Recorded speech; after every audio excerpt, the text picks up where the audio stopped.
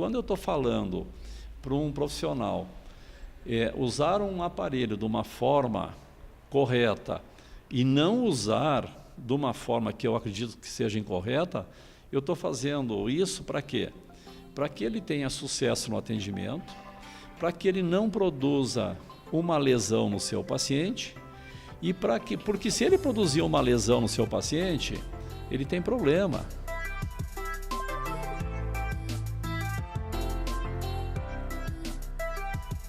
Hoje o Beleza a Fundo está com a maior referência em eletroterapia do Brasil. Johnny Zagni está com a gente, doutor em eletroterapia e um dos maiores escritores no assunto. É um prazer estar aqui com vocês e vamos ver o que vai surgir de questionamento aqui para a gente poder contribuir com o programa de vocês. O que você prevê que pode estar chegando? Tem alguma novidade que você acredita que esteja vindo por aí de aparelho ou não? Você não tem informação assim de algo? Qual que é a tendência de agora para frente, esses próximos anos, em tecnologia para a estética? Olha, eu acredito que as inovações elas não se esgotaram. As energias me parecem que não teremos energias novas. A gente não vai ter uma luz nova, né? Um laser, quer dizer, laser vai ser laser, o LED vai ser LED, a luz pulsada vai ser luz pulsada. Eu não sei se vai aparecer uma outra luz aí com um nome diferente.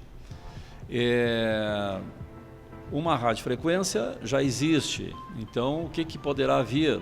Formas de emissões diferentes. Né? Então essas são as inovações. Eletroestimulação, a estimulação existe há 200 anos e ela vem tendo novas formas de emissões de pulsos, né? Mas ela hoje, nos seus últimos 10 anos, aí, a gente não tem nenhum pulso elétrico diferente. O ultrassom teve uma grande evolução direcionada à estética, né? Ele veio se transformando ou na frequência ou na forma de emissão. E uma coisa interessante, esse meu livro novo, eu coloquei aqui um ultrassom microfocado que não tem no Brasil. E eu já coloquei no livro. Interessante, eu estive agora esse final de semana, dessa semana, eu estive no Beauty Fair lá em São Paulo. E estou num estande e um dos fabricantes lá está lançando daqui 15 dias o aparelho que eu já lancei no meu livro. Quer dizer, o meu livro ele saiu antes do lançamento da empresa. Eu não sabia que essa empresa estava lançando. Que é um ultrassom microfocado muito interessante. Mas veja, ele é um ultrassom, entendeu? Então as tecnologias são assim, existe a energia e o que está aparecendo de novo? A forma dela ser emitida, dela ser manuseada, né? Então acredito que essas são as tecnologias novas que virão aí. Você começou muito tempo a estética, você começou a trabalhar com eletroterapia em um outro momento, os aparelhos deviam ser sofríveis comparado com hoje, né? Mas aqui, o que você... como que foi? Como que você começou? Você se formou, é um fisioterapeuta e falou, não, agora eu quero me dedicar mais à eletroterapia. Como que surgiu esse start? Bom, a minha formação já tem muitos anos.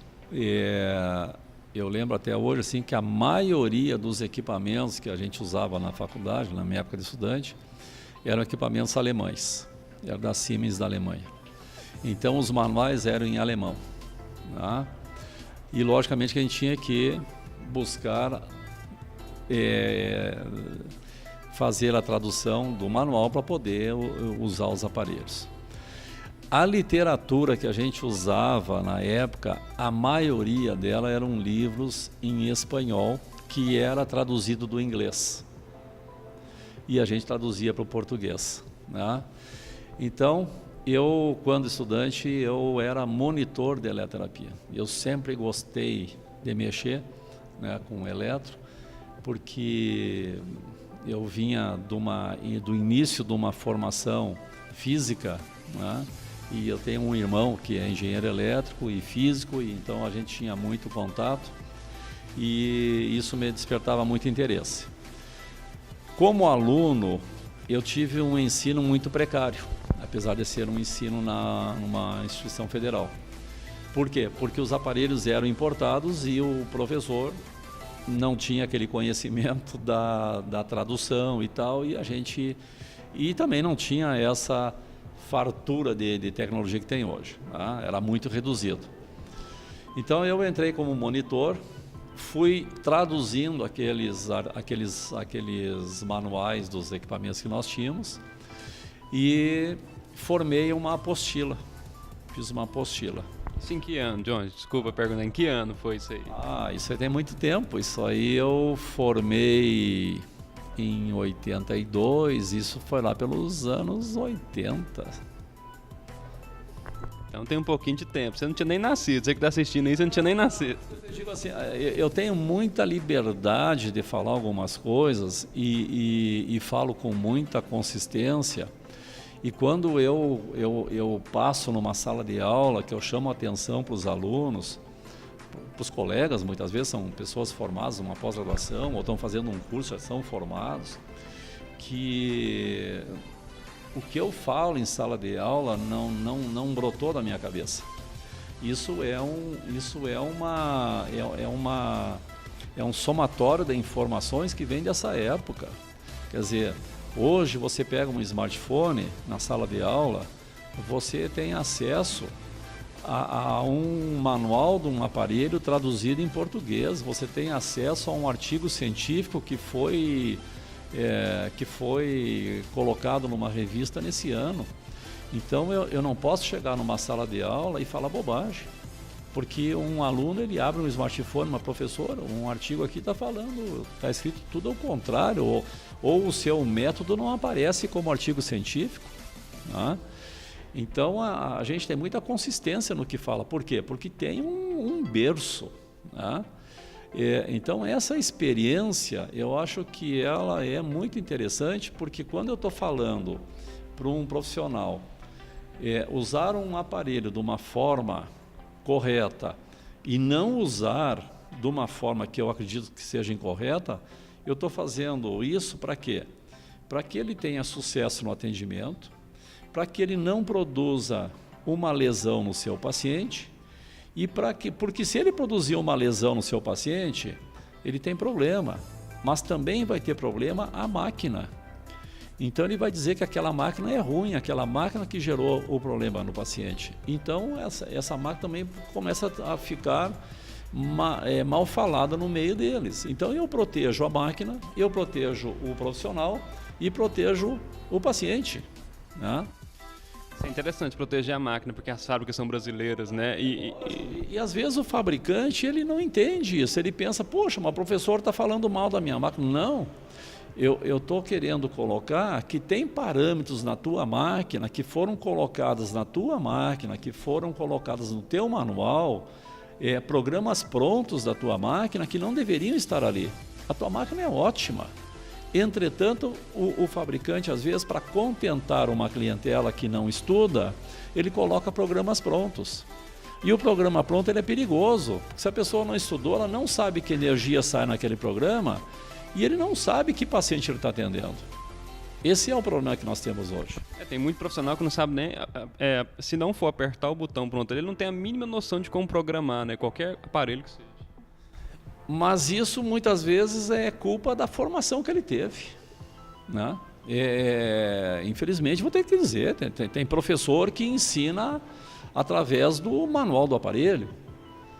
Então tem estudante aí que ele fez uma formação numa faculdade só em cima de uma marca de um aparelho. Então ele estudou a como mexer com aquele aparelho ali, e muitas vezes estudou em cima do manual. Manual não é livro didático, manual é para ensinar como liga, como desliga, como aumenta a frequência, diminui a frequência, aumenta a potência, regula tempo. É isso que serve o manual. Para mexer com essa máquina, eu tenho que ter conhecimento da energia. Porque se a hora que eu tenho conhecimento da energia, eu mexo em qualquer aparelho, em qualquer marca. E aí eu sei se o programa que colocaram lá na máquina, ele está correto ou não, eu posso usar ele ou não. Mesmo porque o corpo humano é diferente, né? Não pode, como que a mesma potência vai entrar num corpo humano, sendo que cada corpo... As disfunções estéticas, elas têm que ser muito bem definidas, né? Vamos pegar um exemplo, né? Faz 10 anos que a gente vem batendo que celulite não deve ser avaliada em graus, né? Por que não ser avaliada em graus? Porque é subjetiva essa avaliação. Grau 2 para um profissional é uma coisa, grau 3 para outro e assim, entendeu? Ela é subjetivo. Às vezes um paciente tem grau 2 e ele é avaliado por 3 pessoas diferentes, uma diz que é grau 1, outra diz que é grau 2, outra diz que é grau 3, porque ele é subjetivo. Então, uma coisa interessante é que cada profissional ele tem um conceito de celulite. E isso é complicadíssimo demais, né? Não existe um conceito universal. Existe uma mistura, uma mescla de informações porque se a celulite fosse bem definida, fosse bem avaliada, todas as pacientes que nós recebêssemos teriam resultado 100%. E o que acontece? Não tem resultados. Quantos cremes para celulite tem para vender numa farmácia? Vai aí numa farmácia, vai nessas farmácias tradicionais aí, que 80% da área interna da farmácia é cosméticos. Quantos cremes tem ali para celulite? 30, 40, 50 marcas. Qual daqueles resolve? Por quê? Porque não tem os ativos para o paciente determinado. Tem ativos gerais. E o aspecto celulite ele contempla diferentes interpretações, porque tem que conhecer. Então é isso. Por hoje é só. O Beleza a Fundo falou com o maior nome da eletroterapia do Brasil, Johnny Zagni. Beleza a Fundo, o seu canal de beleza.